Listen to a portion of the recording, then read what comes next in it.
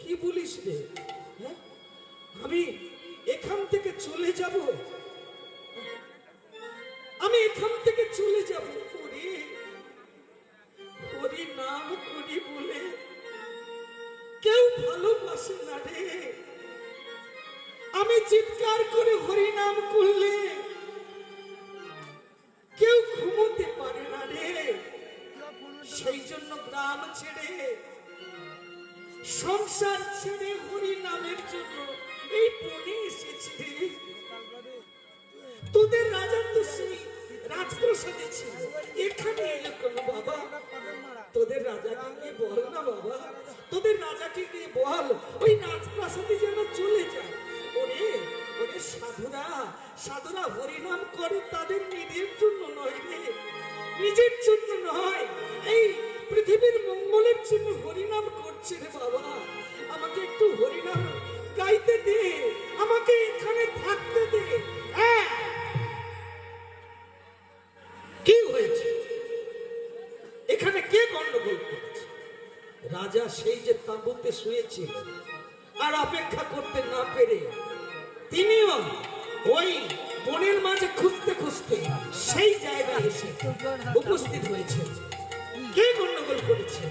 তখন সৈন্যরা ওই সাধুকে দেখিয়ে বলছে, এই যে রাজা মহাশয় যিনি গান গাইছিলেন ইনি তিনি। তুমি এখনো বেঁচে আছো? সারা দেহ গলিতে কুষ্ঠ রোগ, তুমি দুর্গন্ধ ছড়াচ্ছ, হরিনাম গাইছো, আমি ঘুমোতে পারি না। এই সৈন্যরা তোরা গোলা বাজা করে দূরে ছুঁড়ে ফেলে দে। হ্যাঁ রাজা, তোমার এত বড় আস্পর্ধা, তুমি কি ভেবেছো আমার দেহে রক্ত পুঁজ হয়ে গেছে আমাকে তুমি নিশ্চিত ভাবলে? শোনো রাজা, রাজা কাকে বলে? যারা প্রজা বৎসল, প্রজাকে সন্তান সম পালন করে তাকে রাজা বলে, তাকে মন্ত্রী বলে, তাকে কর্তা বলে, তাকে মোড়ল বলে। কিন্তু তুমি কি খঞ্জ? তোমার রাজ্যকে কুঞ্জ, তাদেরকে তুমি দেখো তেলা মাথায় তেল, মূর্খ রাজা। তখন রাজা বলল, আমি যদি মূর্খ হই তাহলে তুমি কি সাধু? কোন জন্মে কোন পাপ করেছিলে যার জন্য তোমাকে ওই গলিত কুষ্ঠরোগে ভুগতে হচ্ছে? এই সৈন্যরা দেখছিস কি একে গোলা ভাজা করে ওই দূরে ছুঁড়ে ফেলে। রাজা পারেন, রাজ শক্তি যার কাছে আসে সে বিশ্বকে ছুঁড়ে ফেলে দিতে পারে, কিন্তু রাজা এটা ভুলে গেলে কি করে?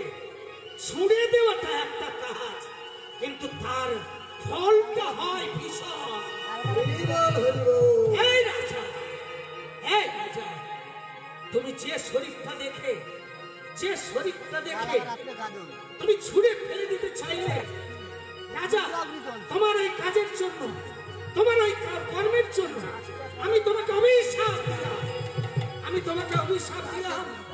তোমার দেহে শূল ব্যাধি হবে, শূল ব্যাধি হবে, শূল ব্যাধি। কোন ডাক্তার, কোন ভক্তি তোমাকে সারাতে পারবে না। একটু একটু করে দিলে দিলে তুমি শেষ হয়ে যাবে। আর শোনো, তুমি মরে গেলেও তোমাকে এই অভিশাপ ছাড়বে না। তোমাকে আরো একটা অভিশাপ দিলাম, তোমাকে পরের জন্ম সর্প রূপে, নাগ রূপে জন্ম নিতে হবে। যদি বলো কেন, তাহলে তার উত্তর হলো, তুমি যে কর্মটা করেছো সেই কর্মটা হচ্ছে সর্পের মতো বক্রগতি। তাই তোমাকে আরো একটা অভিশাপ দিলাম, পরের জন্য তুমি এক সর্প রূপে, নাগ রূপে জন্মাবে।